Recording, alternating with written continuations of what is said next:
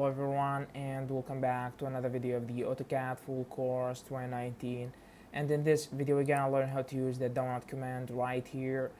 Now as usual, there are several ways to access this command, simply by clicking on draw on the home palette on the ribbon, or just by going to view, then the tool palettes right here, or just by typing it on the screen as we learned in the last videos. Now I'm gonna go over and click on the donut command. Simply he's going to ask you to specify the inside diameter of the donut.